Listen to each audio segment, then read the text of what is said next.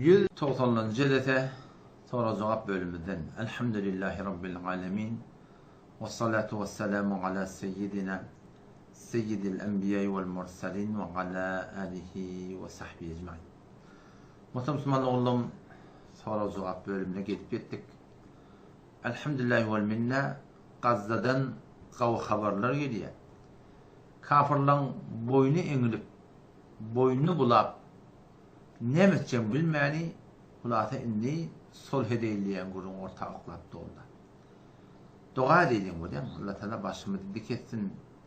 Kafirlan evinde bir ümmeti vahid olup, sen hakiki İslam, Kur'an'ı yürütmekte bütün dünyada bizim ümmetimize Allah Teala tevfik versin. Habibinin ümmetine tevfik versin ve inşallah bizi hem iki gözümüz bilen şeyle bir kavulğu görmekte nasip etsin. Muhammed sen sorulardan mutayda. Ona talak verilmedik ayal. Başka bir yerine durumsa çıksa neyle oluyor deyiptir. Şu arada giyini sen ayda deyiptir. Hava dıkkaydım o da öten akşamda bir soruldu. Bir adam bir denana o birine durmuşa çıkıptır. Yani nikah ediptir. Yani başka bir adama halal oluptur. Ne min halal oluptur? Allah Teala'nın adını halal oluptur. Nikah bile halal oluptur.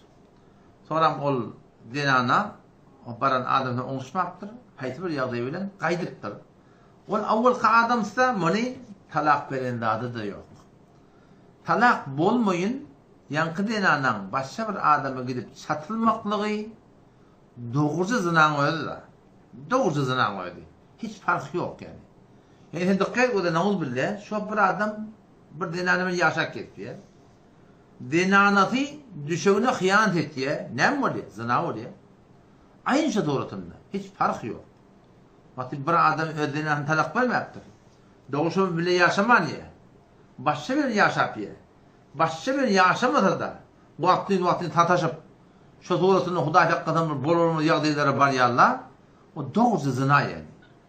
O zaman bir adam naud billah zina bilen yaşata. Günah kebirelen bilir. Diye fakat bu değil. Hayır günah kebire bilen bir adam yaşata. Yürekten etiyen içinde kıynanarak kullen ayel sekten edip hoş olup gelip veren adamlar. Ola Huday hakikaten ulamalı ince bir kitaplarda ediptirler. Hayır bir adam ki günah kebire bilen yaşata. Ahir demde şol adamlar bir iman ihtiyacı ettir. Yani kafir ihtiyacı ettir. Onu şu taydan bu tatlıdan katı gevleme çıkmak gerek. Ha Muhammed sen şeyle. Ona Can. yine bir soru. Ayda. Bir uyda içki içerler diye. Şol uyda namaz okusan bolya mı diye. Sonra şunsune hayti bir uyda arak içileyen olsa, şarap içileyen olsa, ya hayti bir günah edileyen olsa, şol uyda namaz okumaklığa icada var. Evet de başka bir arası yer olsa, ki bir arası cevata iti yok, koku yok, boza da adı yok o da, onu bitir kavulur. Elbette başka mekan yok. Mekanla olsa namazın zahide. Arası durup, haydır günah kaçırıp fark etmiyor. Namaz okuyamaklıkta onunla hiçbir o namaz okuyan adama ayıp irat yok yani.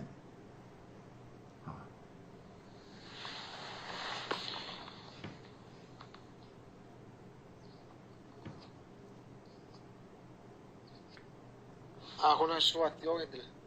Habbadı. Burada bir soru şu ki Kur'an'da diye bir soru şey. Zahiren ne bir bivi ne ters ayetler var diye. O zaman şolar diye ne yapar düşünmeli diye. Hemen ne ayet ileride Huday Teala ve ma yestevil ahya ve'l emvat diye Huday Teala. Dirle bilen ölü denge diye. Dil adama değil. Ölen adam da ölü. Petonda iki tane fark yoktur Huday Teala. Ölü bilen dir denge diye. Ama başka ayette وَلَا تَقُولُوا لِمَنْ يُقْتَلُ فِي سَبِيلِ اللّٰهِ اَمْوَاتًا Allah Teala'nın yolunda öldürülen adamlar var, şehit edilen adamlar var. Siz onları ölü diye etmeyin diye. Bel ahyaun, ola dir deyip dur diye. Dikkat edin o da. Ayet-i Kur'an ikide de diye da. Doğru şey. Allah Teala la yestevi, o Teala deyip dur. وَمَا يَسْتَوِ الْاَحْيَا وَلَا اَمْوَاتًا Ölü bilen dir denge deyip dur diye. Ve bu taraftan Hudaý Taala ölen adamyky ölüp gidipdir-de siz olara ölüp gümen etmeň, ola diýir diýipdi diye. Şunu yapar düşünmeli ýa-da. Dikkat musulman oğlum kefin bir sürgünü var. Kur'an'la siyah sabah dedi de. Sabah awwal bir geçen kep var Hudaý Taala'dan. İzinden de bir geliyen gurun var. Onun şu ortada bir ayet var. Hudaý Tebarek ve Teala Rabbimiz anında burada aydık geliyor da. Şu aydık geliyen mevzutu näme gurunu şu gurunu şu taada şoňa öwret düşünmeli. Kimin ewi ağırdı var. İneleken Hudaý Teala ve men yestawil ahya ve el amwat diptu. Ölle bilen diýildi deň diýe diýipdi. Hop bir moşakas bir etiqada edildi. Olar iki şoňkun öller çağır ketýärler. Uzayr Aleyhisselam çağırýarlar şükle. Şu doğrusunda var ahim. İsa Aleyhisselam ki dünyada yok ölülerde bolsa. Şunu çağırıp berlemişlikle.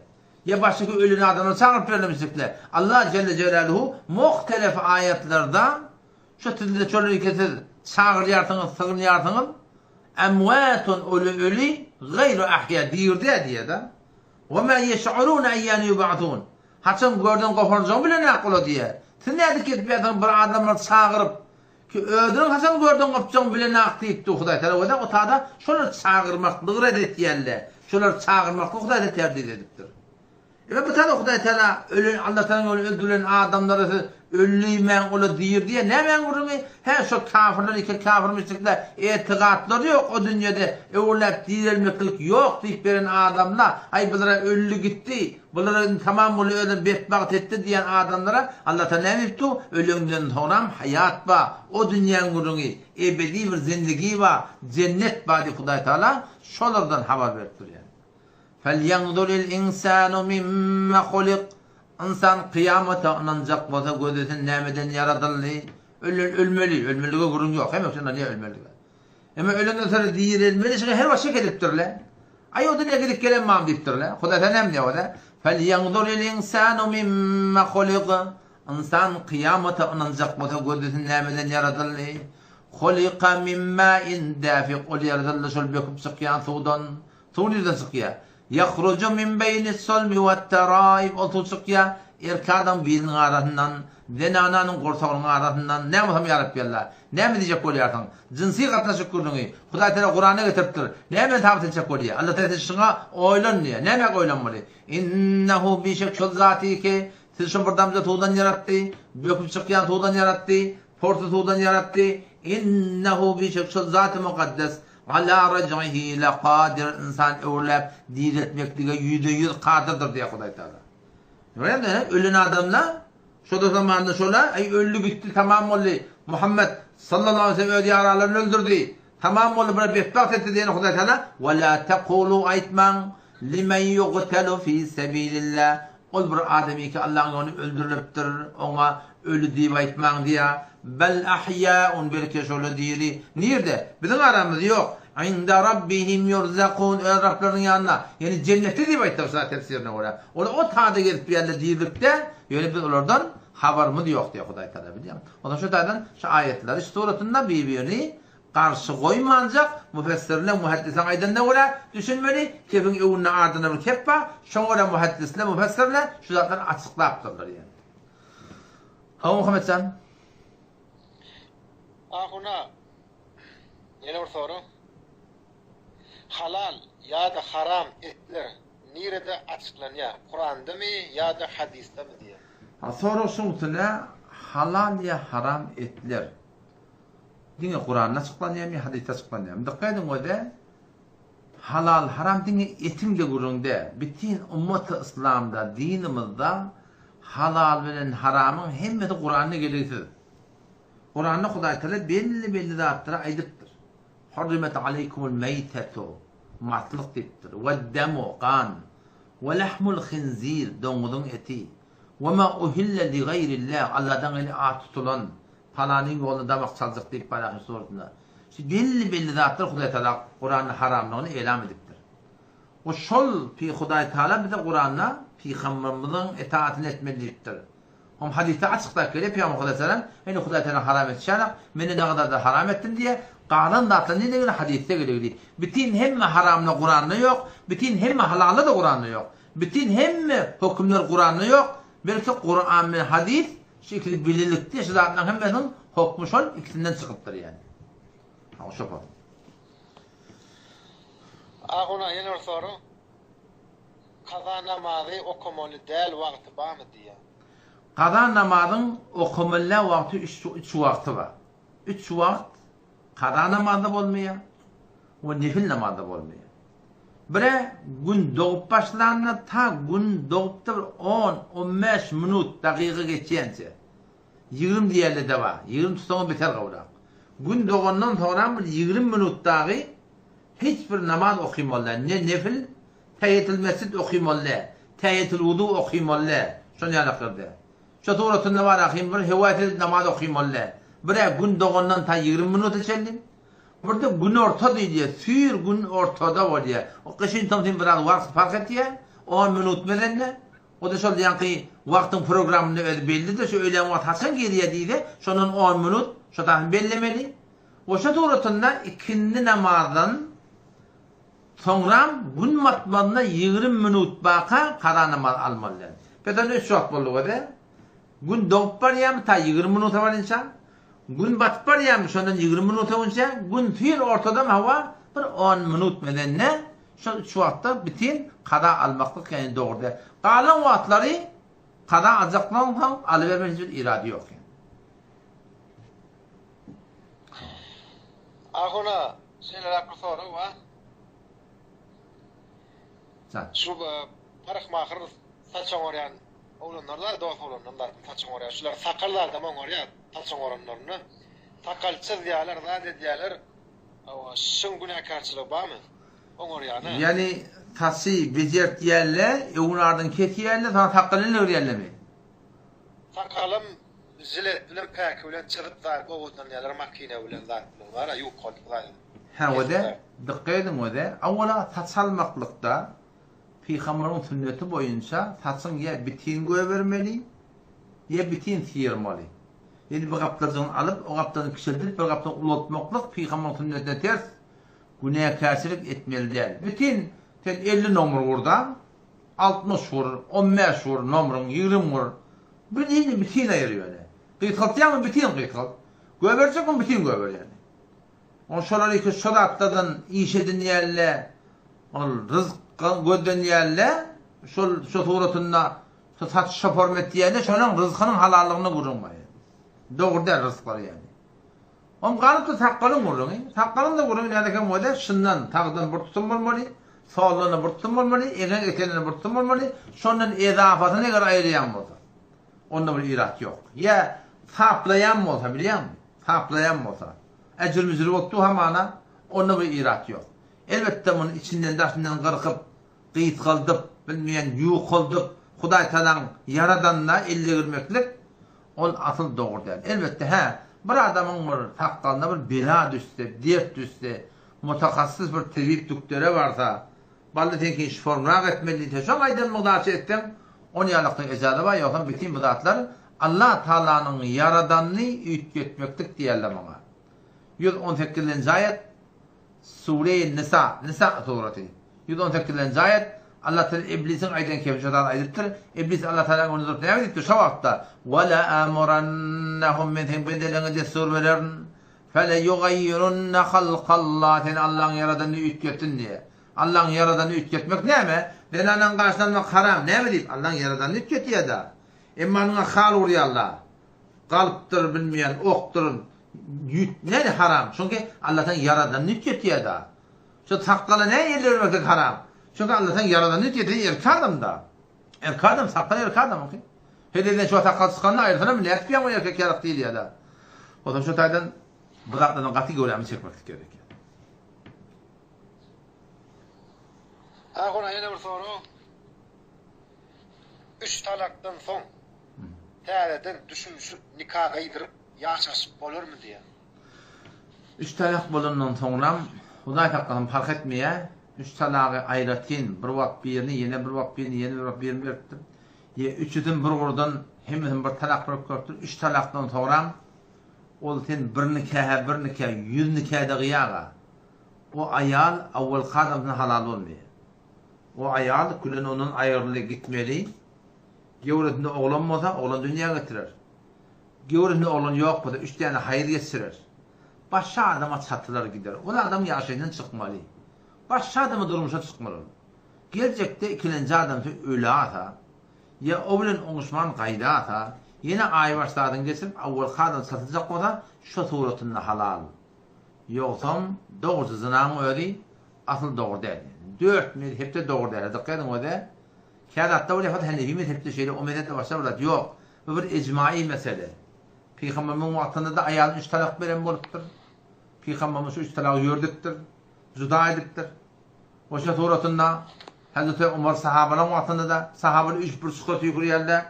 4 mezhep başlıklarında hem bir sıkıntı yukarı yerler. 3 talaktan sonra avvalki adam halal olmuyor. Mekiriyan kayıtlayan atlam Kur'an'ın da bak görecek olan Kur'an 229. ayet Suriye Bakara Allah Teala et-talaka merratan diye. O talaki ki bir erkadın evlem ayağından basarıya. O bir talaki ki, o bir iki talaki ki zinane evlem adamın yaşlıkla basarıya. Et-talaka merratan. O iki talaktır ya Huday Teala. 230. ayetin emde fin talaka. Eğer yeni talak verdi, yani 3 talak buldu. فَلَا تَحِلُّ lehu. Şol avval kadın halal olmuyor. Min ba'du bundan sonra yani 3 talaktan halal olmuyor. Hatta tenkiha zevcen gayre. Sizden ana gidip ödün başı evlat bana toy etmese ol avval kadın halal olmuyor. 230. ayet Bakara suretinde açıkta Huday'dan aydınlar diye. O da Huday hakikaten 5 yıl dünya geçer gider. O kıyametini yakmaydı. Zina bilen yaşata bir adam Allah hakikaten buna günah kebire. Günah kebire bilen aklı yaşamakta adamların bir iman gitmeklerine tevek oluyor diye. Ahuna soyan kalakada talak verliyor mesela ayal maskala. Hava. Onun sonra ay men hiç geldim nämedim rahat diye var ha. Son şöyle tanısına men ödüm gördüm de şu hayat bu tanısını nikah aydır. Son odan boşanma oluyor dedim. Ola o talak görüyor da iyi böyle şeyler oluyor mu? Dikkat edin o da. Dikkat edin. Bir adam sından içiptir. Ya başka bir dava derman atıptır, kullun aklı zade değişiptir. Odam ayağını 3 talakta beriptir. Hal zahirine gelenle men bilemek, aydanın bilemek deyipti. Adın aydamak deyipti.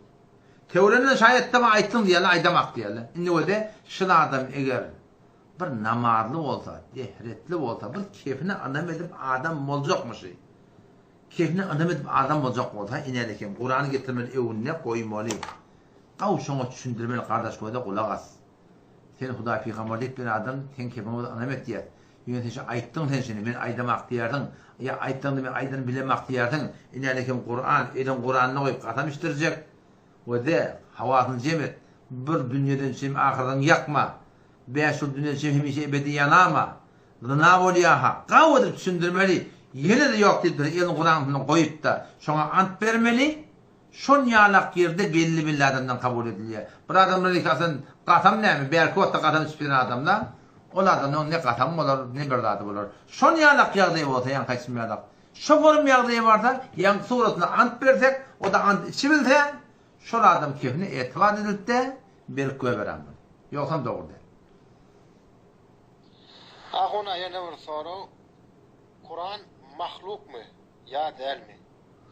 Hawa bir kadim zamanın bir bahsi bir.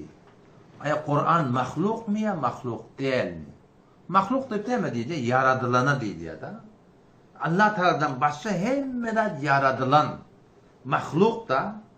Kur'an mahluk mu? El-Kur'an kelamullahi Teala gayru mahlukin. Açık akide kitapta geliyor. Kur'an Allah'ın kelami gayru mahlukin. Mahluk de diye. Yaradılan de. Ne oldu? Allah'ın kelamı da o da. Tadı düşündüreyim bila teşbih. Allah Celle Celaluhu keşfimeydi işte. Men şu an amallahun.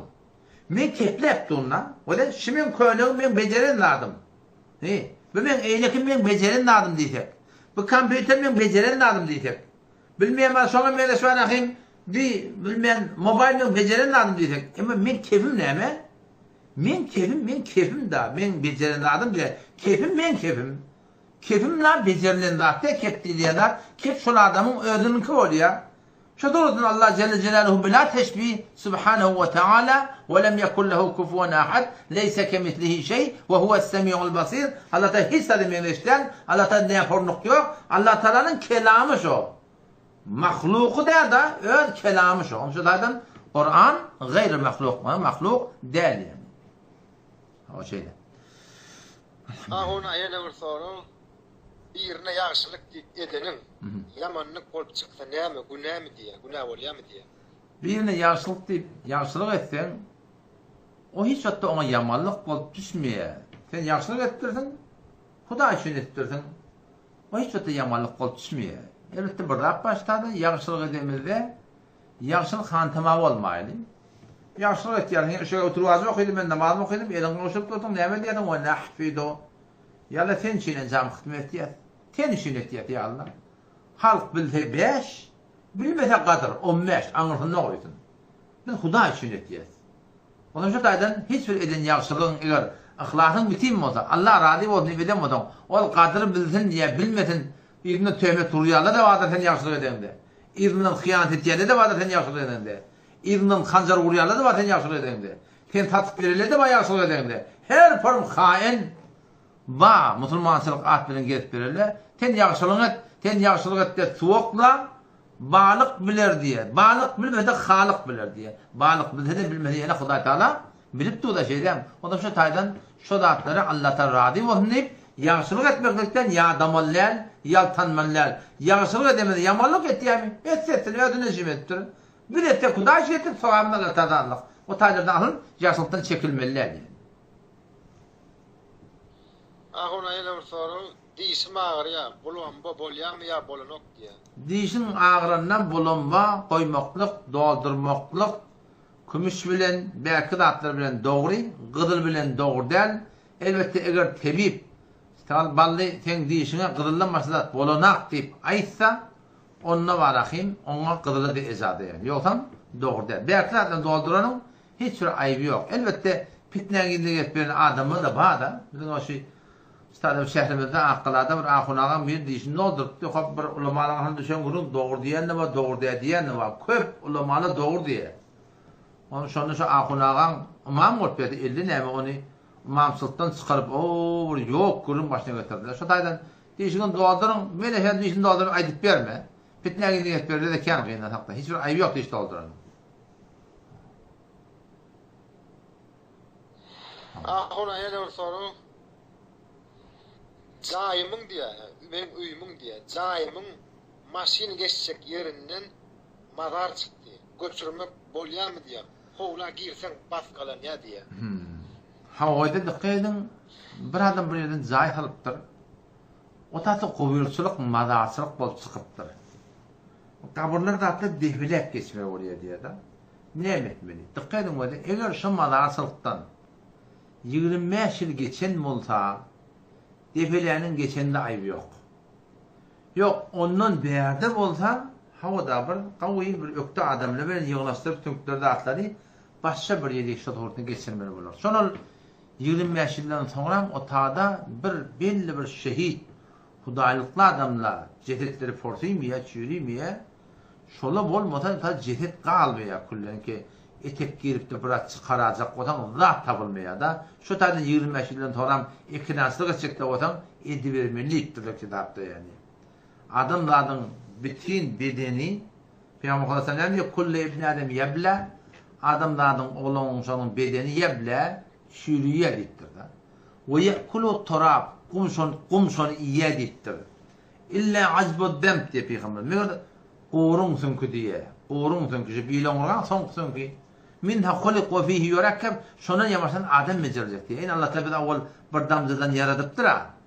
Şu Allah Celle Celaluhu bizi yamaşlardan şeylereki ölümüzde kumbatalcakta bizi belli bir şehit bulacak hem çürüyecek, tuğcayacak, belli kulli beden 25 sonra sünk kalacak değil hem de dargacak yekece bir sünk badam hodiyalak bilin son sünki uğruk sünk şu çürüyecek değil Allah Teala aynı kıyamet günü yağın ne denilir değil ya arsın aşağıdan bir yağın yağacak adamların şehvetine mingiş şol yerin aşağına tingip en yerin aşağı kertep toğun doğrulanıyor da şu turun doğrulanıp bir göğüne çıkacak çıkamızda her kim burnun ucunu ödeyecek, yamaşan adam olacak da.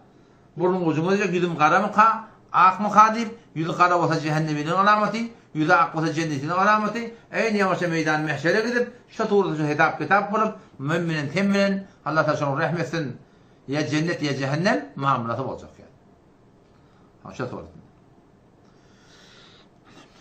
Ahuna, yine bir soru. Her kim aytýar diye, ayrılışanından soň oturmaly däl diýerler diye. Buna da dinde bar diýerler diye. Şunu açykrap beräň diye. Hawa dikkat edin wede bir ayallygymyz, uyamyz durmuşa çykypdyr. Soram haýty bir gurrun orta gelipdir, aýryşypdyr. Gelipdir etagyň ýanyna. Odam şoň indi gelip yamaşşadan gelin bolmaklygy hätmi şoňa gereklimi? Ya gerekli değerli. Bindi her kimin öz maslahatı bir. Şeriat boyunca oturacak mı? Ecazatı. Yani durumuza çıkacak mı? Ecazatı. Öyle yakatı önüne alıptır. Elbette işte maslahatlar var. Adam bir maslahatlar takaza etiye şu maslahatlar şu ki şu öyde oturmasın. Ne mi deyip? Şu kıyı diyenler bir yük bir de. Ama Hudaý Taala yaratmışynda başga bir satylmaly. Indi gelip öýde oty, eneti var, atası var, başga dogollary var, atlary var. Muň ýeri, içeri ýene bir zady, ene tabir ýük. Kirejende. Indi gelin bolup gelipdi da, o kıyırlyk dedi. Beýle şeýle gitse, bir zady etse, ýanyna adam bolmasa, bu ýeni kep guru başa getirýär. Adamy namyz etdirýän gurunlary aýdylýar, zat edilýär. O şoňa menesber töhmete bir jaý bolýar. On diýene de bir zappada, sen erkek bolanda da, denan bolanda da bir ýan ýolda, sen ihtiýasyň ma, bir hewre ihtiýasyň ma, bir Hudaý Taala sende bir goýun islegleri var, ola adamyň elindäki islegde, iýmek içmekligi hewet etsin ýalak başgaky Hudaý Taala goýun hewetleri var. Hop o zatlar jaýyna Hudaý Taala öbür bir halal eden tertibinde ýerine ýetmese, o zatlar adam günah garşy çağırmaklygy var. Oşa taýdan gelişikli, munasyp, awadan şiki ayallygymyzdaki ýerine urup kelipdirler, dul bolup oturýarlar, başgaky adam gafydan gelýän bolsa, şol durmuşa çykmaklygy beteri gelişikli. Elbette ikrat etmeli. Bolar durmuşa çykmak bolsa, bire gelen adamy maslahatlaşyň, toraň, ýeden, gawmy, telekemi, namallymy, dehletlimi, bir Hudaýy dogdurmasa, taňa dogdurmak gyndyr. Barmaň ýoksan. Hudaýlykly bolsa, gaw diýsele, iki rekat nefil namaz okup istihara diýýär, ya Rabbi Allah, gafdan bir getdim, meni bilemakden bilýän, ya Allah gawmy, telekemi, ya Allah, men ya Allah, sen gulu farlygyny sen ýaraşy, haýır mı ýaşer mi maňa belli et ya Allah şunu diýdi. Doga et, 7 gecede doga et, istihara namaz, hat dogatyma, hat okuýmaly, şeýetime iki rekat neti ýara okuýar da. Hudaýa talam, o Hudaýa taşyn diýişinde haýır mı ýaşerdiň köketýändir. Yılan ortaň, çaň ortaň, ot görsen, gyzyl parça görsen, korkup tursan, haýrym ordy. Awadan derýa görsen, täze kebir sabak görsen, gowru bolsa diýip, täze kebir sabak görsen. Ýaşylyk görsen, hoş bolup tursan, bile gawlyň alamaty. Orda gidibermeli. Elbette, kawatda diýişde bolmaýar, ýüregiň bir tutulamaty bolýar, ýüregiň ýigrenmesi bolýar, ýüregiň gawurmesi bolýar. Şol ýalakda şeýlik giten inşallah taala, inşallah beter gawlyk bolar inşallah. Ahuna yine bir soru. Halid ibn Velid hakkında aýdaýsaňyz, o bol musulmanlary öldüren sahabamış o diýär. Hazreti Halid ibn Velid radıyallahu anhu bir sahaba, bir mujahid, bir meydan jengde köpden köp uruşan, şeýle bir meydan jengde uruşan ne musulman sylagynda, ne kafir sylagynda. Hiç wagtda hiç kimden batylmadyk. Odam ol Peygamber Hudaý salamyň täze peygamber dönem wagtynda şu taýda hop iman getirýär. Jenge Bedir bolýar. Onna gelip peygamber bilen garşy durmapdyr. Mekkede galýa bir zat bahana bol. Yani bir sebep bolup alqalýarlar dany. Tepde habarda bolýarlar. Jeng Uhudda gelýär. O uluk destan şonna peygamber bilen öçe basyp alýarlar kafirleri. Peygamberin bir defensine goýan adamlar var. Aýdyny gulagyma etegen ýerler. Hazrat Halid radıyallahu anh şonda bir palança atly bolup şu defens daşyndan dowr vurup bir näseni gatdy muna şeýit etýärler. Şondan gurýarlar musulmanlaryň üstüne atla bilen. Kafirler aňyrdan gaçyp barýarlar. Musulmanlar ortada bastyk diýip ganimat ýaňapdyrlar. O kafirlerden habar bolýar aňyrdakiler. Heptatyň kömek geldi diýip ola bädik dolanýar. Hazır Halid'dan tadan atlyp bämundan girýärler. Musulmanlar ortada galýar. Şo taada 70 nefer şehit bolýar. Hazır Halid radıyallahu anh sebep bolýar şona şehit bolmakdyna. Elbette sonra musulman bolýar. Ewliya el-islamu yehdimu ma kana qablahu fi khamr diýipdir. Murady musulman bolsa, musulman bolsa her günah kaçyk eden bolsa, Allah hemmeden maafet diýär. O soturda gelip imanly bolýar.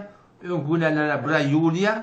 Belki ýuwlan günahlarda Hudaý Taala sogaby tepki edecek fazla salda musulmançylykda elbette bir kafirçylykyň ojalygyny bilemek. Oşa duratynda sonra marahim Peygamberden Seyfullah da ki Allah'ın kılıcı yani. Oşa duratynda ahirde spor marahim ummet İslam'da belli bir tanınan sahabe bolup tanıta dünýeden gitdi. Ya o şeyde Peygamberin yararlarından o şey 70 neverde öldüren emma sonra tawbe edip de muhlis bir sahaba bolan adamın biri şu. Ahuna yeni bir soru üstüne ahuna şu gayrlar aparat etdirýärler tenlerini ütgötýärler. Dolduğun çeşitlerler, zat etýärler o ýa-da birden çağa dogrundan soň figuram ütgötüp figurasyna aparat etdirip bolupdyr zat etýär. Şonlar tenini aparat etdirýärler. Şu dogrumy ýa näme dogrumy şuna? Oňa dikkat edin. Aparat etmeklik. Eger emelliler de tamam musulmanlar da İran sebep operasyon düşünýän nädirler?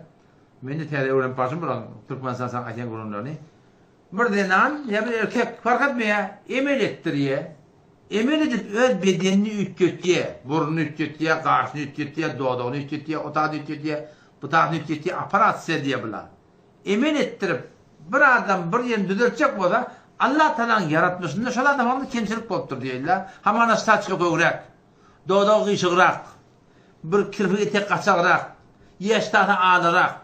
Bir Allah'tan yaratmış var da bizim bendeler hakkında mınkıbırda sebep bolup bir bolmadı ýagdaý bolup şon ýalyk bozgunçylyklar ýamana burnu beýle kıyışı kaktaý.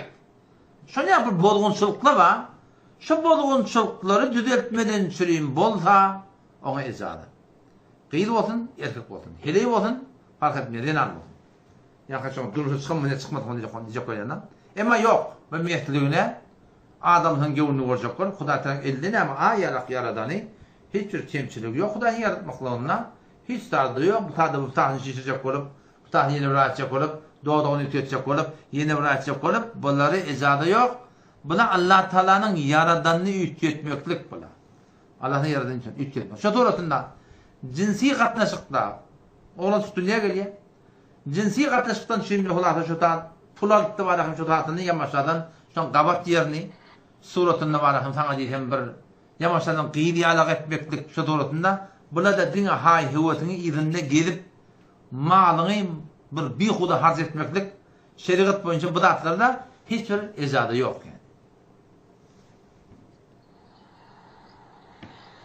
Ahuna ştada bir soru beripdir.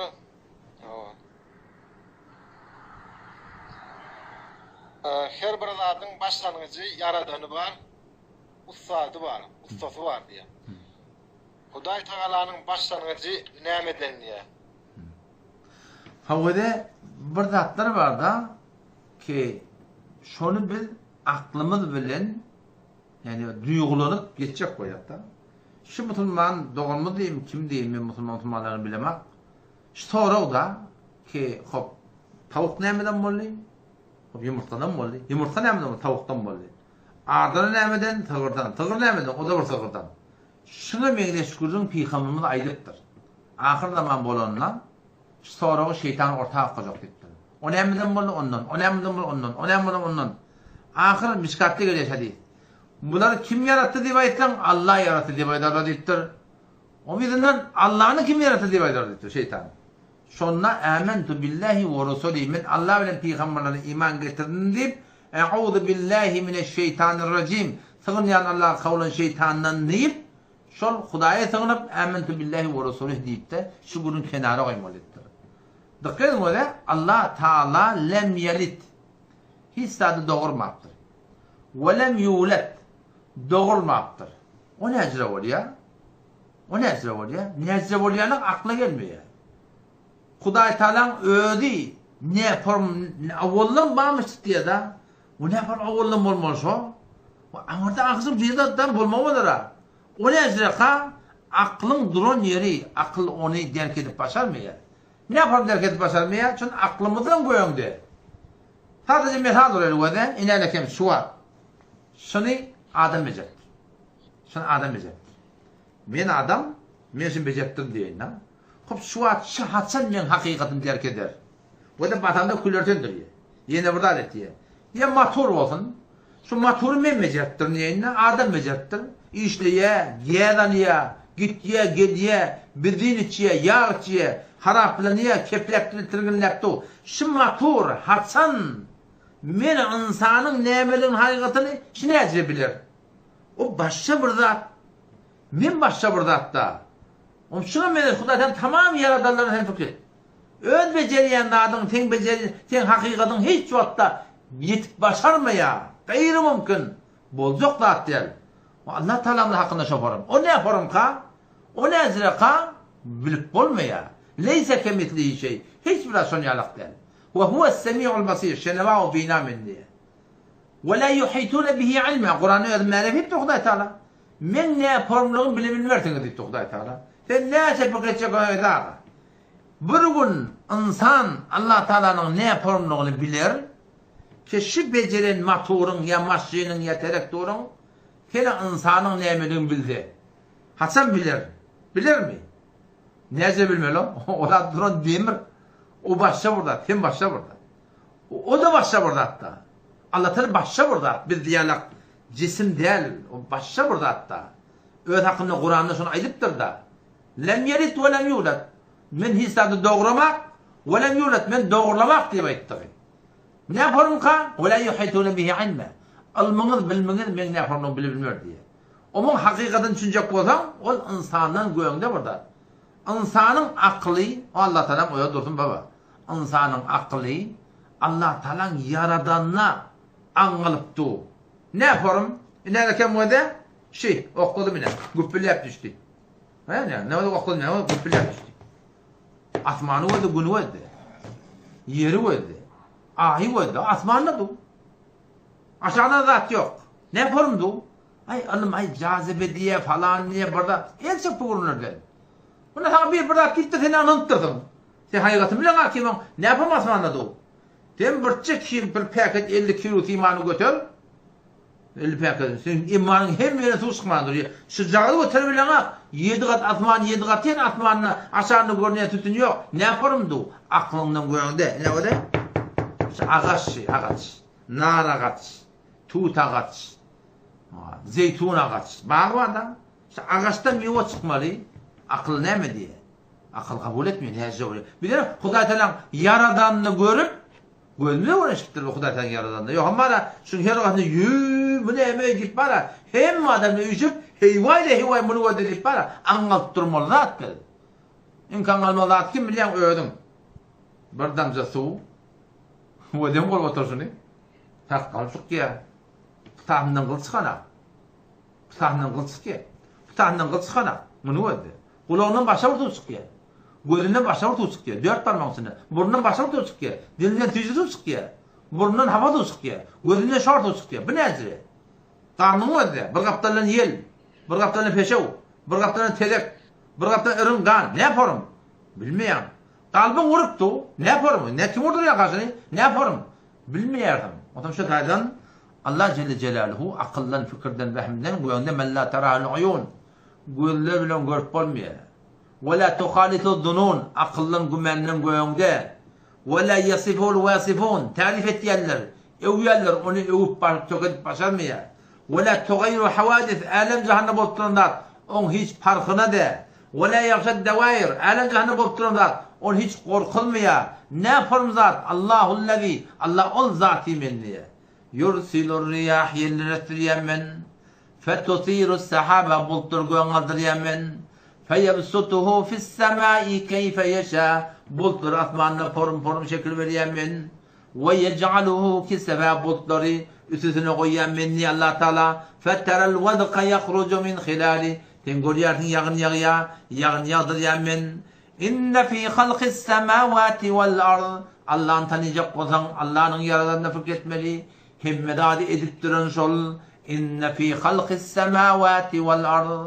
Birçok asmanların yaratılmaklığına, yerin yaratılmaklığına, vaktilâfil leyli ven nehar. Gece gündüzün gidip gelmekliğine, gece kul olmaklığına, kıyıt kalmaklığına, çelmekliğine, gündüzün kul olmaklığına. وَالْفُلْكِ الَّتِي تَجْرِي فِي الْبَحْرِ بِمَا يَنْفَعُ النَّاسِ Olukon taymılan, gemilen adamlara peyda vermeden süreyim, deryada yürümekliğine, وَتَسْرِيفِ الرِّيَاحِ وَمَا أَنْزَلَ اللّٰهُ مِنَ السَّمَاءِ مِمَّا Allah'ın defeden yağını yağdırmaklarına فَأَحْيَا بِهِ الْأَرْضَ بَعْدَ مَوْتِهَا Ölüp yatan yer ölümden sonra Allah'ın şatı sebepli dil etmeklerine وَتَسْرِيفِ الرِّيَاحِ Yerin böyle şeyler aşağıdan yukarıdan şıpırmaşa dolanıp gelmeklerine وَتَسْرِيفِ الرِّيَاحِ وَالسَّحَابِ الْمُسَخَّرِ بَيْنَ السَّمَاءِ وَالْأَرْضِ Yenilecek buldum atmamın yerin arasında Şurada gidip gelmeklerine وَبَتَّ ف۪يهَا مِنْ كُلِّ دَابَّ Tamam canavarlar suratına Allah Teala'nın pıtırdık koymaklarına nema لَآيَاتٍ لِقَوْمٍ يَعْقِلُونَ Akıllarda işleyen adamlara ulukon nişaniler var. Ne mi nişani? Şu Allah'ın bağlığına, yeke tekliğine, şeriki yokluğuna, hemle edip dururluğuna, ölüler diletecekliğine, hemle de delil var diye. Onun şu tarzdan umurattan aklını o meydana salmalı. La peygamberin aydan sözüne çok edin. La tetefekkeru fillah diye peygamberden. Allah'a fikretmeyen deyiptir. Şimdi başarmayan hakikaten derk etmeklerine. Bel tefekkeru fi ayatillah. Allah'ın kudretine fikret deyiptir. O zat o öyle biliyor ne yaparım onu yani. Elhamdülillah. Sen var ya Muhammed sen? O geliyor sesin. Zan. Arapça yazılan duanın Türkmençe manisini aytıp dua edip bolyan diye. Arapça dua yazılıptır. Türkmençe manasını edip dua etmeklikte hiçbir ayıp yok. Elbette ulamaların aytlayan gurunsu şu dua Arapça olanına Peygamberimizin mübarek Arap bir kıymeti var. Ehli cennetin de dili Arap diye. O sözün Kur'an'la Allah Teala'nın kelamı Arap. O şu suretinde Huday Teala'nın yaşamın has fazileti var. Arapça dua edilse kabul olmakla betel layık. Yok başarmayardın mı? Şu Türkmençe dua et, haydi bir dilbe dua et. Hiç onunla var şu dua. Yani manasını aytmaklıkta hiçbir ayıp yok yani. Daha ona kelle kel bolsa saç ektirsen bolya mı diye. Kellen kel bolsa. Her kellede bir fikir her kellede bir fikir, kellede mün fikir deyiptir ya Türkmenler. O elbet fikrettir Kur'an'ın kellerine taş döküptür biliyor Kellen kel bolsa, taş ekecek bolsan ecada ba. Yöne o da taş ekmeklige 3 porum. Bir kolak geysi diye de şeyde geyliye da. Hala otun çıkardığın ayardın, göstercek koyan. Şu doğru diye hak kızak koyan, şu için mesketmeli. Göstercek koyan ayırıyordun, kolak geys. Kabak giyen de bunda ip yok. İkinciden yankı taç ekilenine şuna çetik vurup ekiyerle. Çünkü aşağına su yetmeye şu taydan ol guslun yankı meskin doğru olmaya o doğru da. Elbette şu cirit mekanlikten hakile böyle şeyle ekiyerler ahim deskala bilen şu torusunda bilen on iradı yok ecadı ba yani.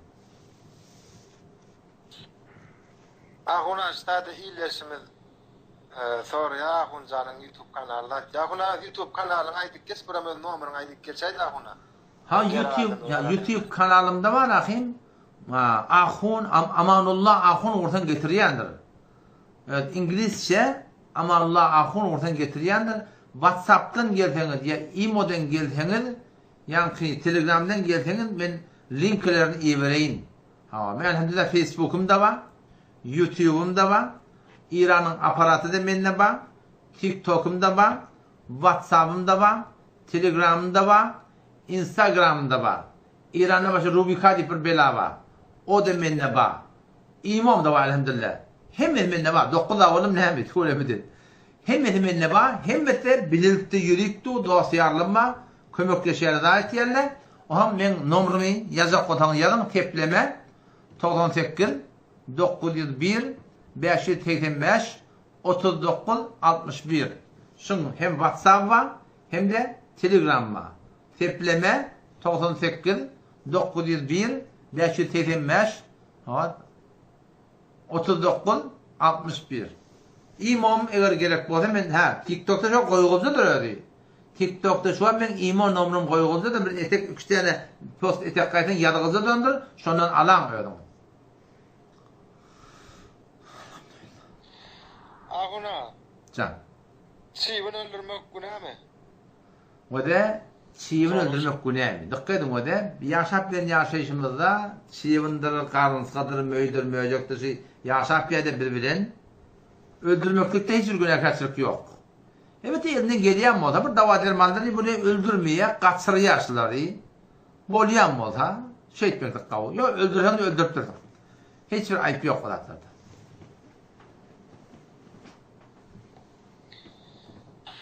Aguna şu bir ayarlamamız yaptırıp men yollaşım bağlı diye yönü çağam yok diyecek olar öyle. Şuna bir goğulluk maslahat bir beray diyecek. Müslüman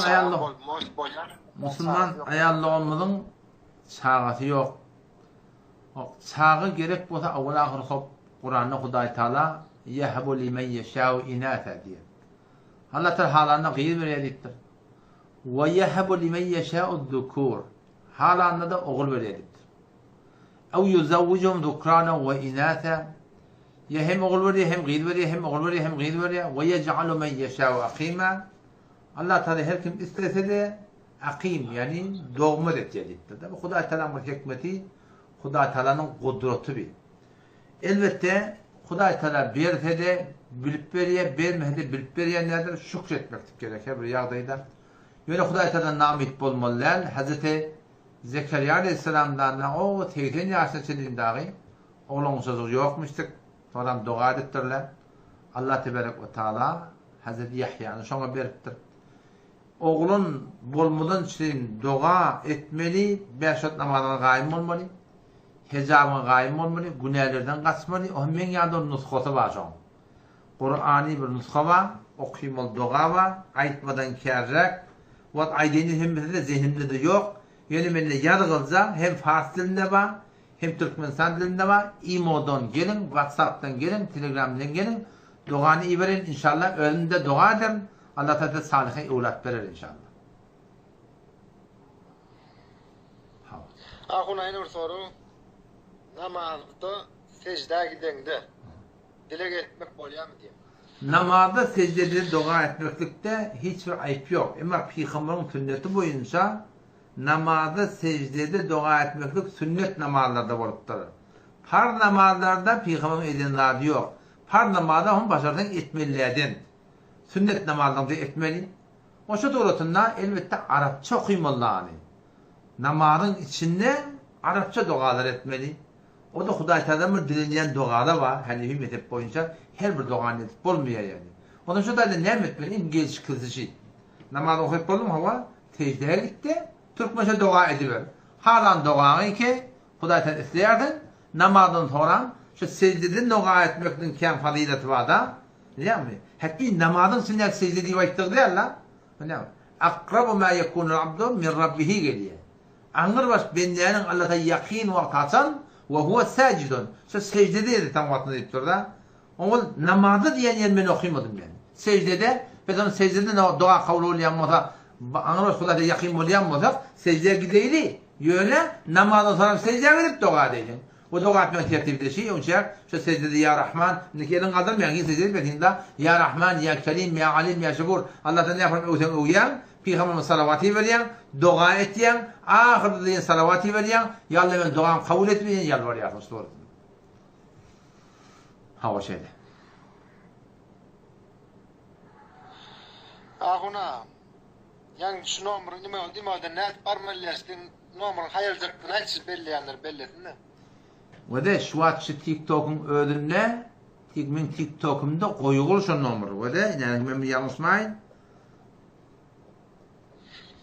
Ve de tepleme imamın kıyım. Yadın olayın tepleme 911 965 83 93. Tepleme 911 965 65 da 65 83 93. İmo numaram şu. Hava. Ağuna yine bir soru. Men durmuşa çıkamam. İçili uğruna bana nokta ya. Söyledim. Hava bir ayağında olmaz.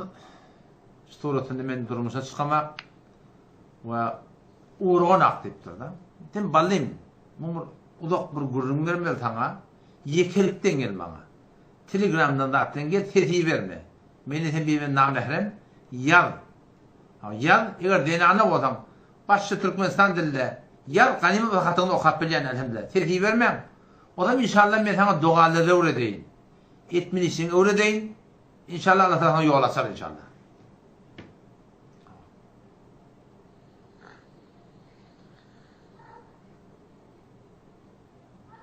Hava. Hava serpleme divaydı yani koşmak gol yaşa. Hava da şu kaptan şeyde belavı var ha. Tepleme diyen da sen. Koşmak da divaydı diyen mi? Koşmak olsa Türkmençe yazsana. Hava inşallah ben erti bir tane post koyayım, video koyuyorum. Ya akı suratını koyuyorum, imoda koyuyorum. Hakide de koyuyorum. Bir WhatsApp'ta da koyuyorum, Telegram'da da koyuyorum, Instagram'da da koyuyorum, TikTok'ta da koyuyorum. Numaralar koyuyorum inşallah. Hava. Ağuna bana bir yaxşı doğa dilek edip beray xahiş diye. Ve de ben inşallah sana khas dua edeyim. Adı neymiş o? Adı ne? Esen. Nefes. Esen. Bol inşallah. Ben edeceğim sana inşallah khas dua ederim. Bolyam. Gözüsüne inşallah giyece. Allah'tan nefis ve sana ben hem dünya hakkında hem ahiret hakkında hem dünya uğrun hakkında inşallah sana khas dua eder inşallah.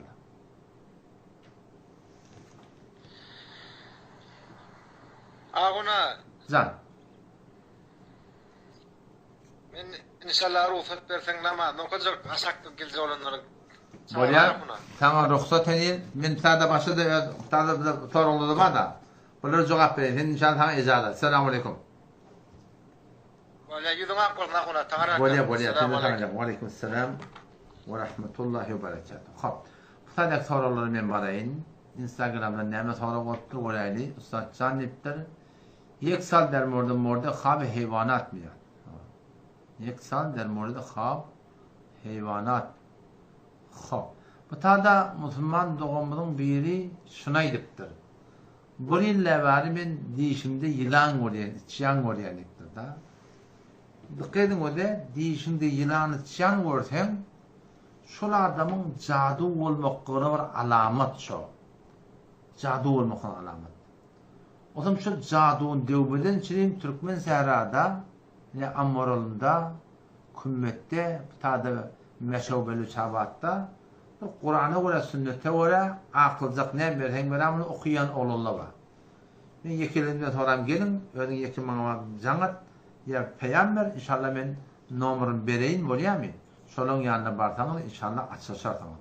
Onun berde de doğru adam yok, bu da okuymanlar etmeyene, Telegram'da attın geçenil, men yanımda 5 tane kulak atmalar var, bir 2 tane zaten hakkında doğa var.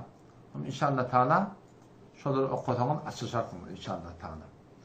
Bu tane Müslüman doğum bir soru soraptır. Barayı hanım kurbanı kadar çe miqdar servetlaştı başlıyor. Dikkat edin o da kurbanlık salmadan için bir denana ne miqdar malı olmalıdır da biliyor musun? Denana onu erkek onu fark eden hakkı. 20 mıskal kızılı olmalı bir yerinin. Birinin hemen ekşi yeri var, adı var. İptu, çavuttu, gettu, şurada bir teberiye. İrafadat yok elinde. 20 mıskala yetmese, ona kurbanlık salmak boyuna vacip değil. Çalsa çok abi. Çalmasa günahı yok. Elbette o da bir adam var hemen. Bunun kızılı var, bunun kümüşü var, tatacak diye koyan da adı var. Bunun pulu var, algısı var. 3 yıl yaşlar biliyor, berginde çıkıyor.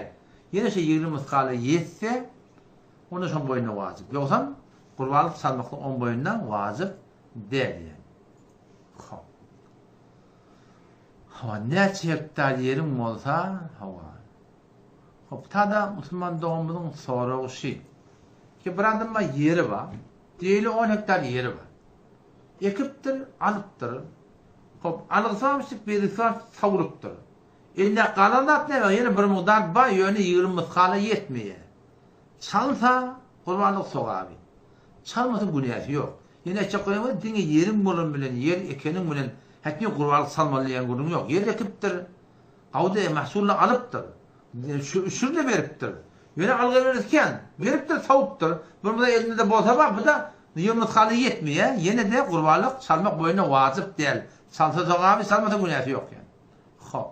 Kaçtı gandımcı bir sürü şerakati bas sahibi zemin. Hava. Tıkkının o da bu tadı sorusun üstüne bir adamı yeri orta ötkiye işte mil ötkiye yedin orta ötkiye şunu kim vermeli? Her kim ötemin vermeli lan. Ama bir yer orta ötktün hamana 10 ton buğday attır. 5 min ki 5 10 ki. Her kim öde şunu öde verir yani. Şu soratında. Hop. Tadı Müslüman doğumu soraktır ki dişinde diye birini gördüm diye ölüye diye de. Öyle onundan sonra mı ölüye diye. Ölü adı diye de. Ne oluyor? Bunu anlatıyor Müslüman doğum. Sana bir kayıptan haber veriptirler da. Diş diyenleri gelecekten bir haber da. Diş diyenleri gelecekten bir haber. Lawhul Mahfuz'dan Allah Teala şurada ne olacağını belli koyuptur. Biz gece yatağımızda ruhumuz sık ya. Aynen şu Lawhul Mahfuz'a da karşı gelse gelmeli. Ulamaların içine var ya. O sen şunu burada görüyordun, o şey doğrusunda.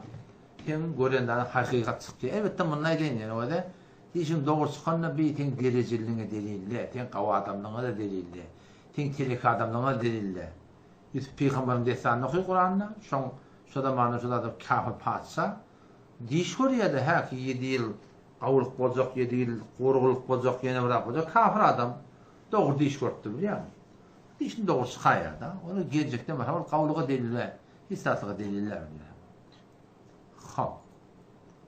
Hepsinin bu soruna cevap verdik. Bir göreyim. Sadece yadığılarımı bir tökedeyin inşallah. Onun Türkmenistan doğullara varayım. Dermudda xabi heyvanat xobmunu yazdık hava. Buna ettik. Bıxad temiz musavatı Kur'an. Hava. Bu da dikkat edin tutada Müslüman doğum bir soraktır da. Ki men Kur'an'ı musabıqa koyan diye da. Kur'an musabıqa koyan, din orada zahmet çekiyen, adet yani. O zaman işte milletin özünden kömeklemeklik kenara kemeş formül iş edip doğun, oradan sonra okudup doğun musabıqa koyan. Gelin size mağadamı veren kömekleşin deyip aytmaklıkta irat var mı? Dikkat Müslüman doğanım bu da. Şu an ben amallahun. En çeme tanış biliş var. Ama umumi taqaza etmeklik hatsan oluyor. Bir adam ki şuna anlam edildi. Ya anlam edildi. Sen uçe milletten bir kömek isteyecek olsan ara orta anlam gelmeli. İhtimad edilsin sana. Sen ödün bir kavbirnama, kavbir karnama, kavbir zahmet çek. Millet bana hem sen alparyanın tertibini anlam etsin. O zaman sen aytsan berine verir, vermekte töhmet kurmaz. Ama yok, bizre bolmasa henitin milletin tanıyana, o burada tiptu, bu burada tiptu, hep görünken ortada heniz bir bernaman, karnaman bir avudan millete bir açıklanırsız mı? O işte da şıdatlı adamın başına töhmet gelmekliğine sebep oluyor doğru. O şu taydan her kim iyinin arasında bir makbuliyeti bağ olsa milletin umumi taqaza lazım. O palancan kömek taqaza edip verecek verir, vermekte kendine oturur. Ama yok, o cürü bolmasa bu da adamlarda töhmete sebep oluyor doğru değil, gevlen çekmek gerek yani. O tabi şöyle önde, kâ yerlerde oluyor da doğru niyetin doğru. Ama köp adam var niyeti doğru yetmiyor yani. Sonra ne mi deyip doğru kadami doğru atmak gerek de. Eşeği de minecek bolağında eşek sol tarafından varmalıyor eşek. Ne için eşek ağa defende şeyle sağından dolayı diye ayağı. O sağından varan da olmağına da yaman o da. Eşeği de bilmem bir yolu var da.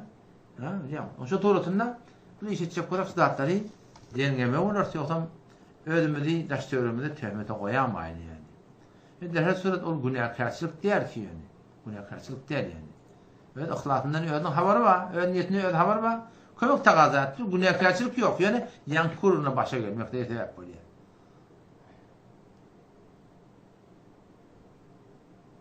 Hawamy. Hawa şeýan haýdan gurulem, hawa şu gadarmyň habardar bolmagy bolar. Hop. Tada başa torawan bir gözleýin. Derme sual tarapyndan geçen maz hem juda bermek. Ha. Tada da başatçan bir ýada beri edipdir, birler ýada taýýa. Bir şübhe var, şuny Türkmenistan dogruda da kent orýarlar. Bir agly boşun bir pratik göberýär. O şu kim aýrylyp ýaşaýyň arasynda. Ýanda şu ala kelalar arasynda bir agly boşun bir ýerde ittirä gurbanlaryny esgalmak dogrudy. Aýdan adamda garasy. Şu zon diýip sorýar. Ahuna dogrumy? Ahuna dogrumy? Ýani ýerin kaý dogry diýip gelip ýarar. Birden bir kim aýdy? O şonu aýlap gelip ýerler. Şu bir kepdeki Türkmenistan'da olan arasında daşary ýurtlarda ýaşap ýerler. Şu kent oralya ben näçe aýandan daş boldum. Öwlemde nikah etmenli. Şu gurun ýok kitapda. Gerek gurun da ýani. Boş gurun. Seni gar aýanyň ýanyna bilezi ýaşap ýam hawa. Adamyety aýaty Qur'any inkar etdi, şeriaty inkar etdi. Şeriaty maskar etdi de bilezi ýaşap bana nikah etmeli. Ýok daşda etmeýän, only etmeýän, senden madyga dehretine men gaýym. Adysy bolguluk ýok. Bolguluk bolsa sen görme, gören adyň ýok. Nikah edilmeýän gurun hem ýok musulmanda. Hop. Otadan goreýli bir musulmanda okamana geljek bolmaly. Inanakam mergen ağa inşallah gelmeliler. Goreýli mergen ağa gelip diýärmi? Ya Allah'ım kabul et.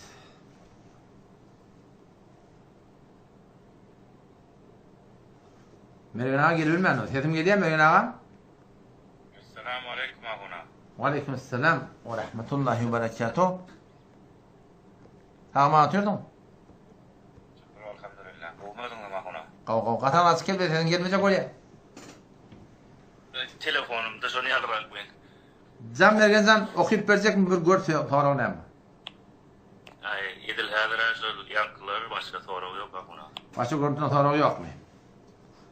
Bu tadan o İransy dogullamyzdan tada etiyile gelmek ýatlaryna ba. Şuna etir diýärmi, efir diýärmi şuna? Efir. F da şeyden F. Yok, efir. Ha şeýle mi? Ha boldy inşallah, taala boldy. Tada bir näşnefer geljek diýipdir bir göreýin.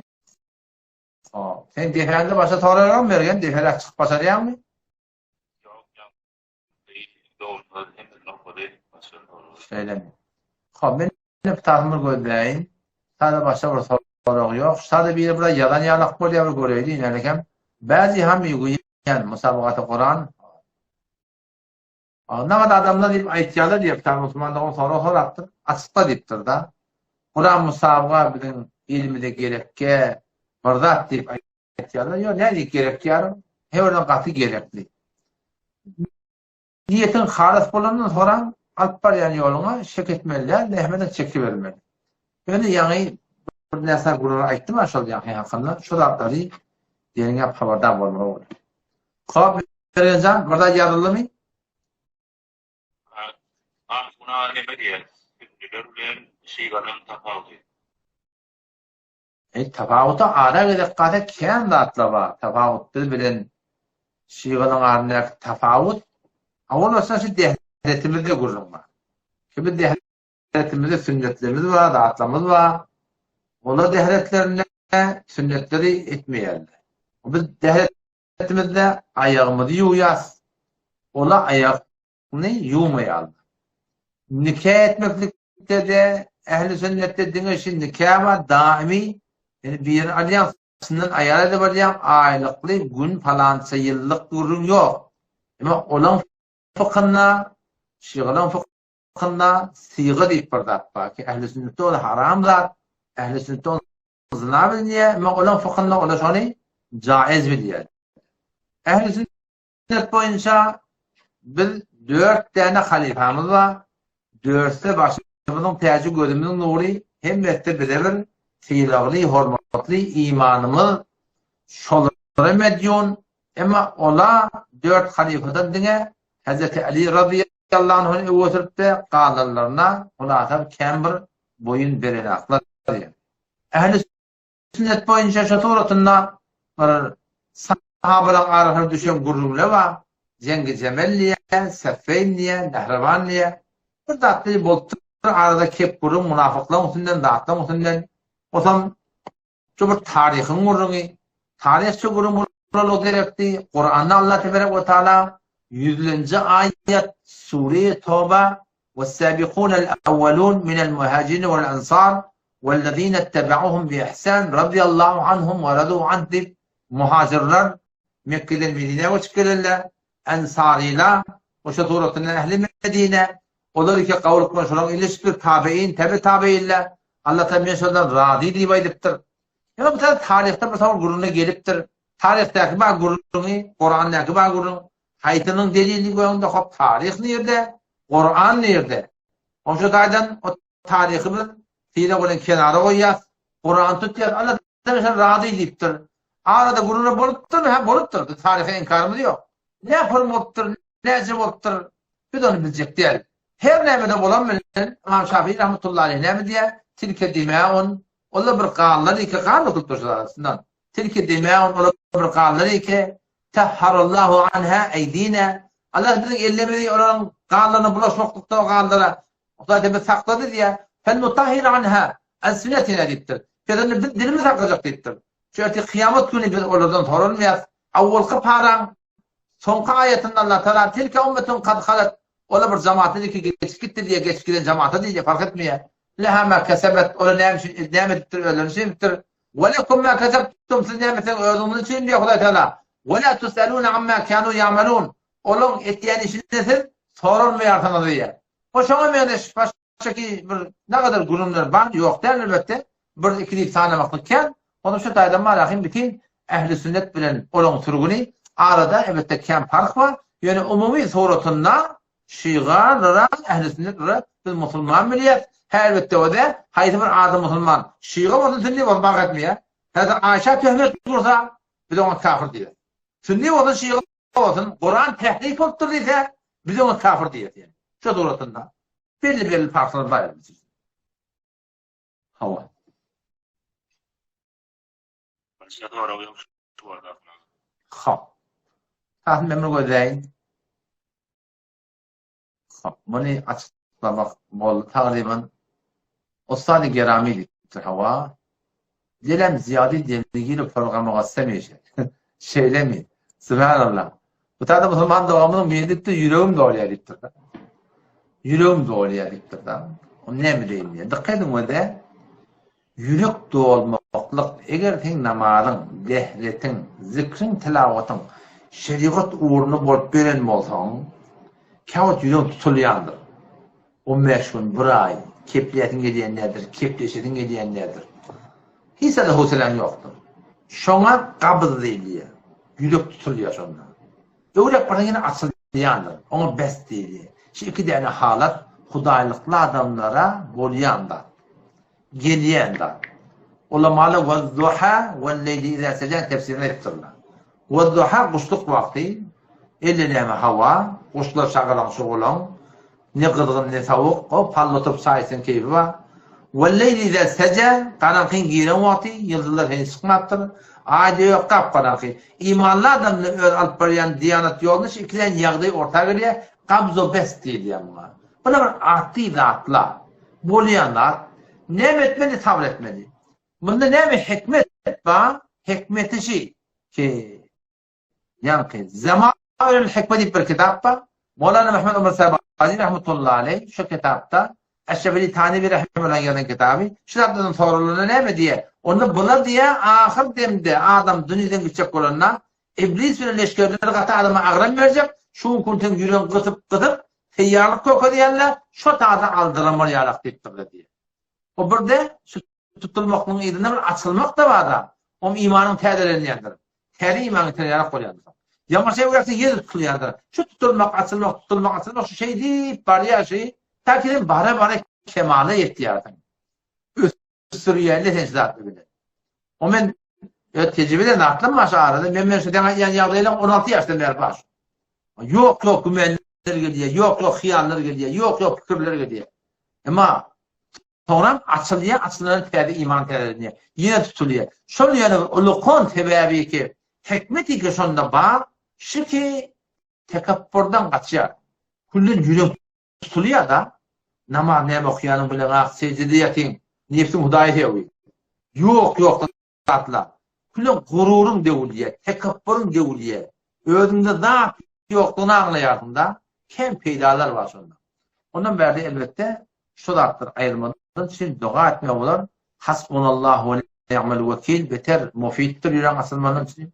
Hasbunallah Allah Teala bile kafi ve ni'mel vekil ne bela Anırbaş Huday Teala gavi bir iş doğrulayan ilerlekem hakkında getirip vereyim.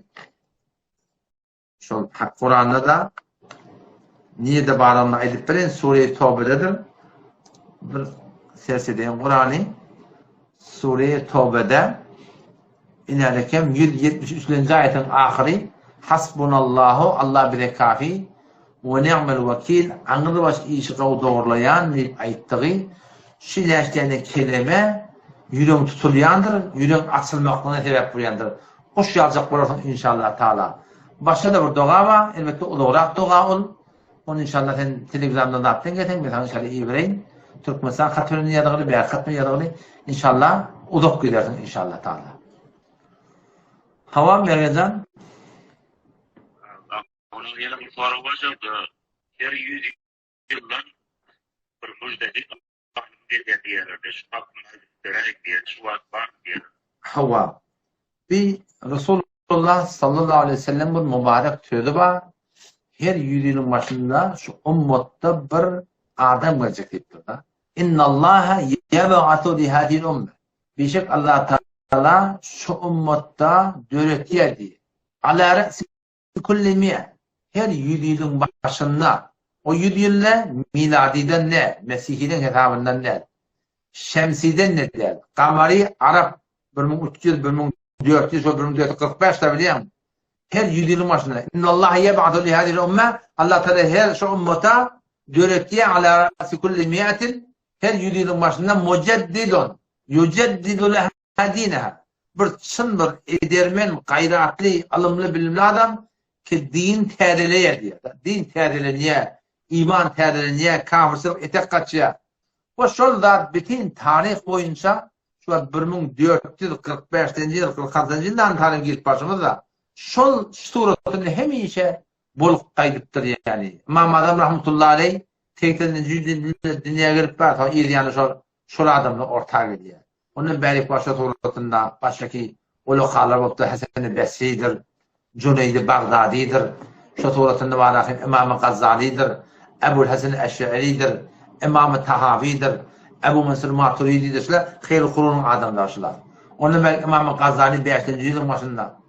Şu suretinde İbn-i Teymi Rahimullah'dır, İbn-i Kesir'dir, İbn-i Kayyim'dir. Şu suretinde beri kaydı vermeli. Tadı Mevlana İlyas var. Eşrefeli Tahnevi Rahimullah var. Muceddidi Elbisani İmam Rabbani Rahimullah var. Şu suretinde var Rahim Şah Nakışbend Tuhaf Sultan Rahmetullahi aleyh var. Muhtelif ulemalar, muhakkıklar şu suretinde dini her vakti sonra bir üstün çıkıp bir hakikaten öyle çıkıp da bir doğru diyen dönüyor mutluluğuna sebep olmaklığına Allah Teala dönedin ulemaları bolup duruyor. Hava şeyler. Evet de bu adının 45. yılda var ortaya. Canayda.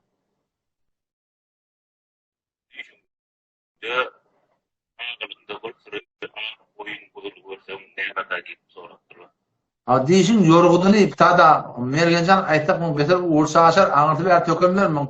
Evet bir yorup vereyim. Dişin yorgunluğuna koyun Peygamberden bakanda.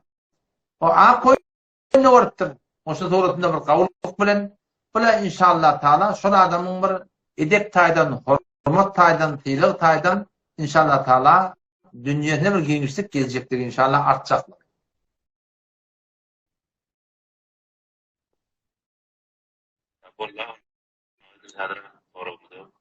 Söyle. Yine biraz yalan yana koysadı. Hava?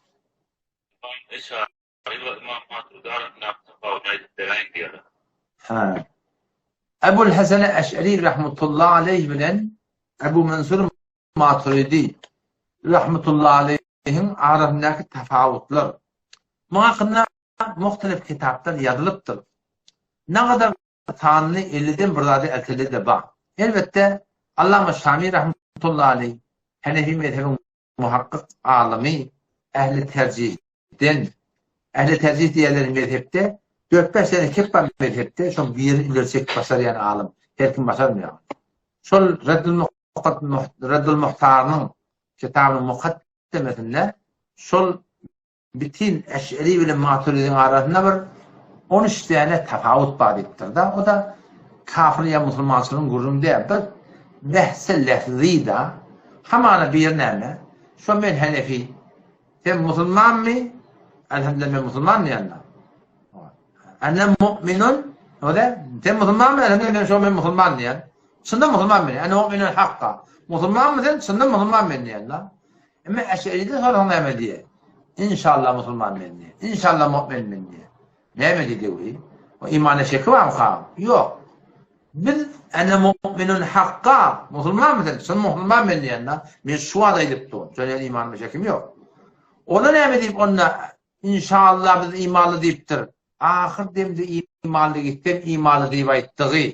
O da ya da imanı şekli yok. Yani etibar ahirine, bu şu etibar şu adını ediptir. Başka şoňa meňe şifarahyň bir zat eger men ýadyma düşse bir belli hava. İman Hanefi mezhepde Ebu Mansur Maturidi rahimehullah la yezid ve la yanqus. Bir iman artmaya, kemelmeye gittirse, bir iman kemelmeyelim, kemelmeyelim gittirse. Hop. Eş'ariler ne diyor? Ola yezid ve yanqus diyor. İman artyan, kemelmeyelim diye. İkisi de bir kem. Böyle karayış şarh ediyor. Bir iman kemelmeye, kemelmeye. Ne mi diyor? Bu yediden iman getirmez atmadı. O desin bir yerin kemelmesen iman kalmara. Bunun kemelmesek o da onda bir cedid bir iman getirme oraya da. Manası yok ki bunun. Bir şey diye ettim. Onun ne mi diye ettim? Yazıyı da oyan kod. İman güçleniyor, zayıflanıyor diye. Onlara biz de ihtiyaç. Şimdi bilemez ya da. Onun şu suratında. Bir, arada bir belli size bir farklı var. Bir lehzi bir tefavutla hiç iman kafirçılığı bir repti yok. İkisi de ehli hak.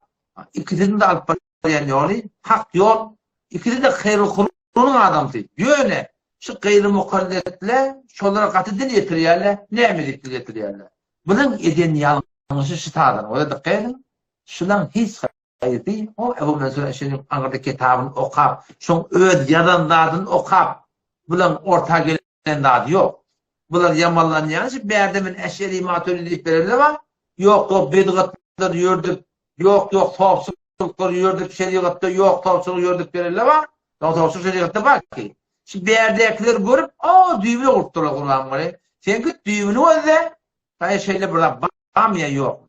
Ama çok kolyanın ikisi de berhak. O zaman bunlar intecik bir yeni fikirler ortada var.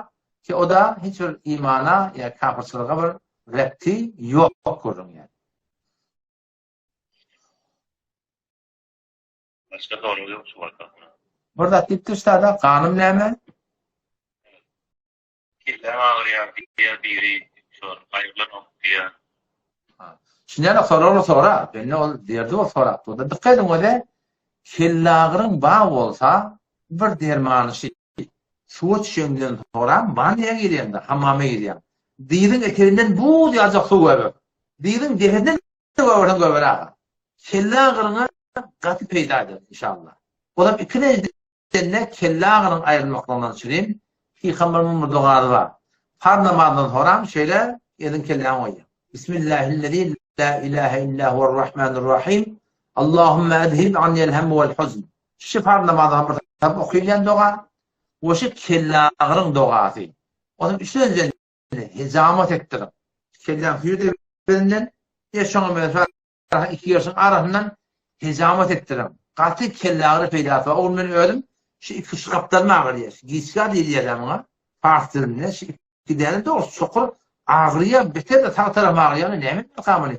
İhtiyanici de. Kellem ağrıyor. Onun bir tane doktorluğun biri var. Tebip. Ama diyorum orada ama Allah'ın ne böyle şeyler mi? Ne mi dedim? Onu hecamet et, niye ötedin yani efendim o da? Şu kaptırlan. Doğrusu boynum bu kaptırlan. Burada bu kaptırlan ben hecamet ettiydim. Ben hecamet ettim. Dinini tavradım daha şükür. Türkmenistan hecamet etti yerle bak. Her yerde bak şu hecamet ettin kellerinizden. Vaktliyin. Peygamber'in katı bir tavsiren daha değil.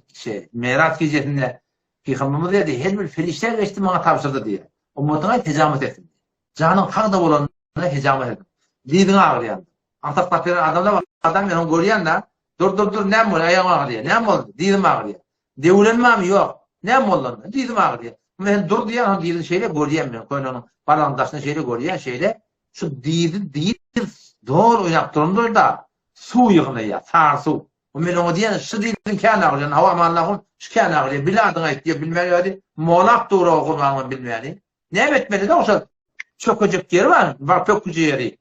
Şu tane hecamet ettin, yer çekilyanlık olur. Baldırın ağrıyandır.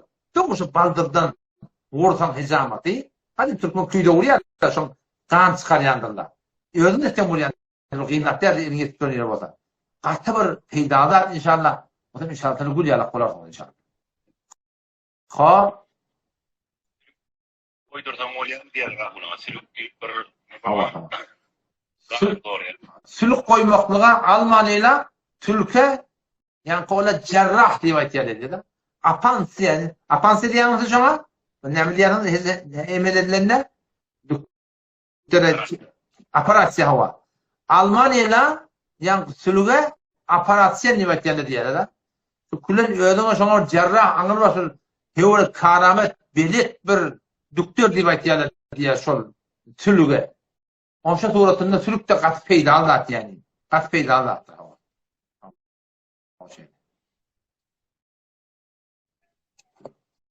Ha? Borçlu mu? Taqatda 10 milyar mı oldu? Mergencan, boları değil mi bu ne? Nesile? Sadece burada diyattır ve Farsi, burada selamun aleyküm. Burada sorağım madittir. Nani inden sonra dua etmeklik doğru deyiptir da. Hava. Sonra ki tam yanından sonra çay bodun, nahar bodun, hayır bodun, nahar yanında. Burada iyi yan. Dua etmek doğru mu? Dua etmek doğru. Dua etmek olacak mı? Yani? Tamamdan sonra dua etmeli, Hudaya şükretmeli, öyle ne hürmetmeli? Peygamber'in sünneti boyunca tamamdan sonra dua etmeli, elin kaldırmalı etmeli.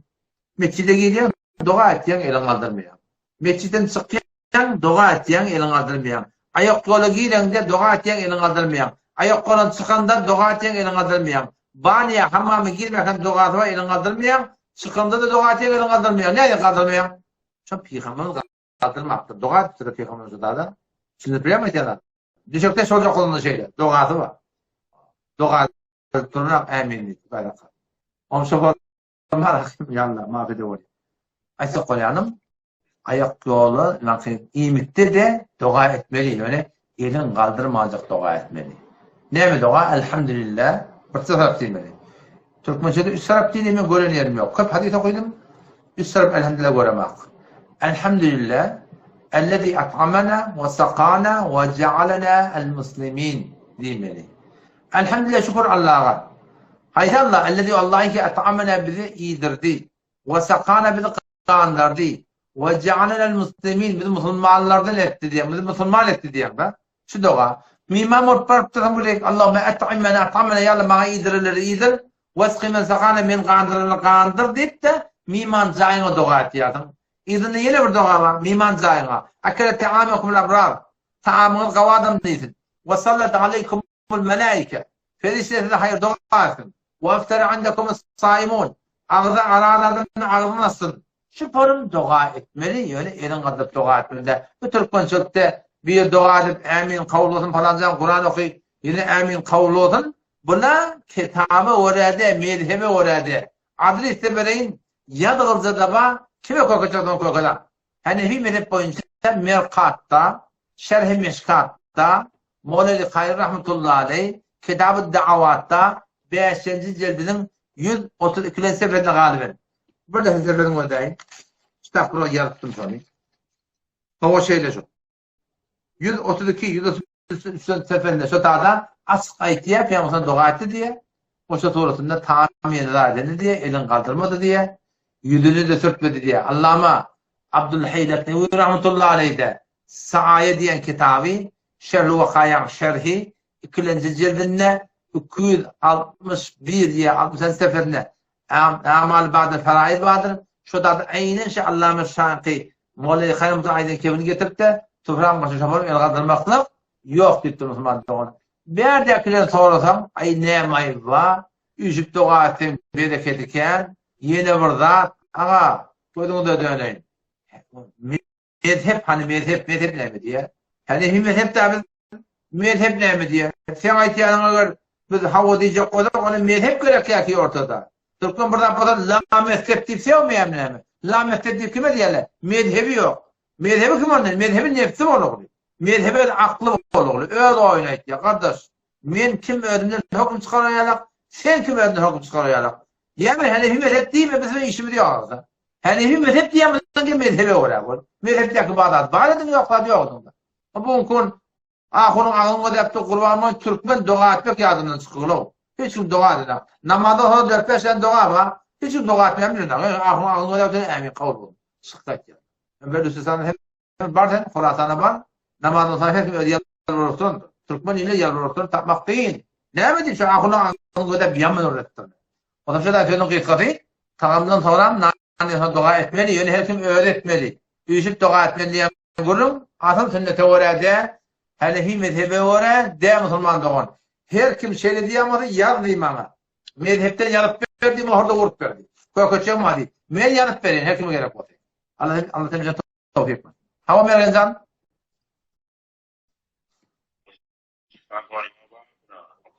Okan.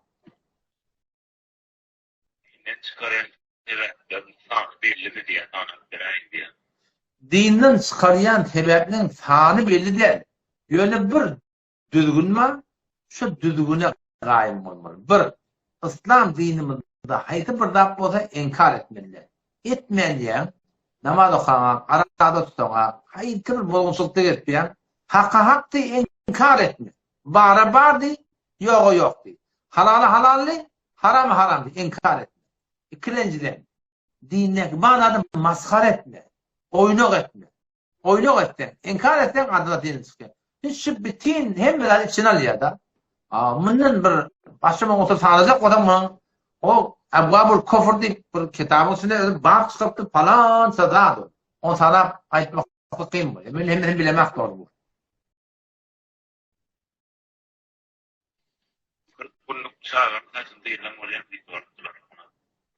Çağanın sünnet boyunca tasın tiyirmalı olsa 7. gün tiyirmalı.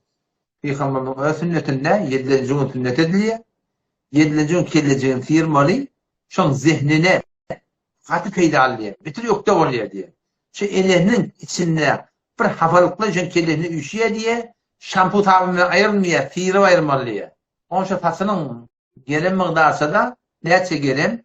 Kümüş kıymatını, pulunu galipler sadaka vermeli. 40 gün sonra hala otun tiyiri ver. Yani ilk bir ayarı başı 7 gün tiyiri. 7 gün lezzet tiyiri vermeli.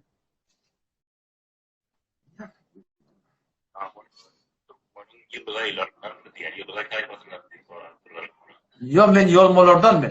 Yolmalan öyle neyse bir bölük yolma sarık yolma var. O zaman yolma gevur yolma var. Yolma kara satan var. Kara satan yani kara satıptırlar, turşap satarlar onu bula. O men yolmalan şu kara satan bölüğünden men kakam aman. Men son adına. Men berde aslı adım men aman men. Kakamın adı.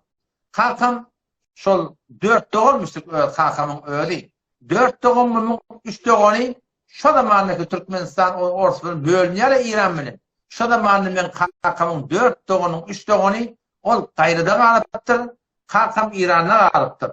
O şatırısında şu an ben Kumdağ'da, Neftdağ'da yakin öl kardeşlerim var. Doğan kardeşlerim var. O şu tarzda ben amanatınla şu tarzda var. Dedemin adı Kadir. O da şu tarzda adı var. Yok değil.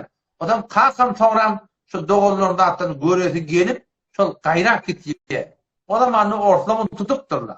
Bir sefer tutupturlar, göverttirler beni. Sonra gerek tutarlarını bir kitapta gidinle gövermeyaptırlar. Sonra kakam uğrup izine gelmiyor. Soňram ýagnak men aýşy bir 16 ýaşymda daky şol Türkmenistan we İran asyp bir gitjel bolup beren wagtlarynda şondan gaýladan şol ejekelemin biri gelip mende ýaş olan şonda men gulazygymda bir zat aýtdy şeýle ama aman näden öyle gelmedi öyle cesede gelmedi öyle şoň böörü geldi diňe dipdi şol ortalyň elinde bar hem şo toratynda hakym bar hem ölüp galypdyr ýani şo toratynda men ýolma taýydan dogdy.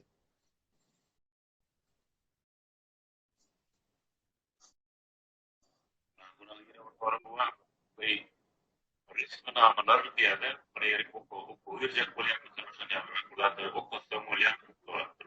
Ne toratyndan bergensen?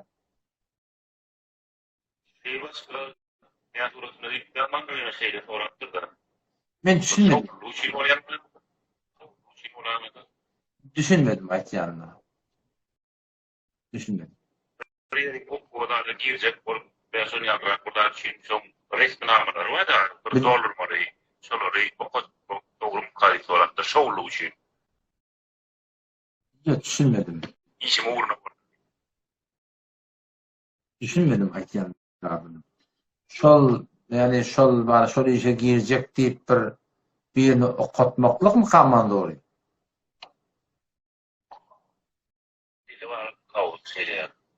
Hava da birinin her doğa atanlı adam, bir ayıp yok. Her doğa atanlı adam.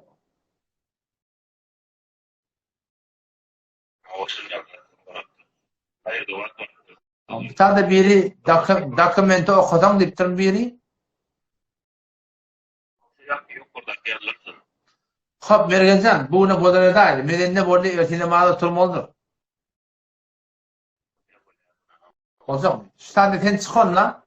Ştada biri girecek bolýar, soragy da barm nem, laga şoň soragyna jogap bereyim. Sen çıkon la. Çıkabilýärmi?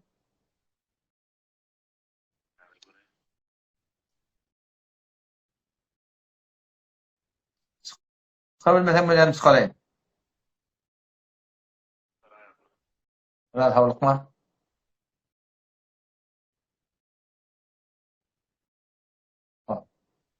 Boldy. Adam diýeri ba.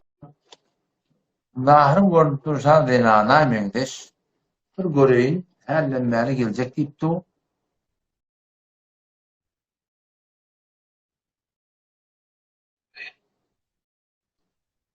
Hani sesim barýarmy?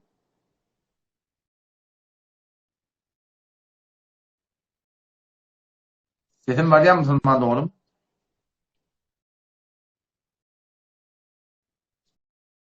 Sesim barýarmy?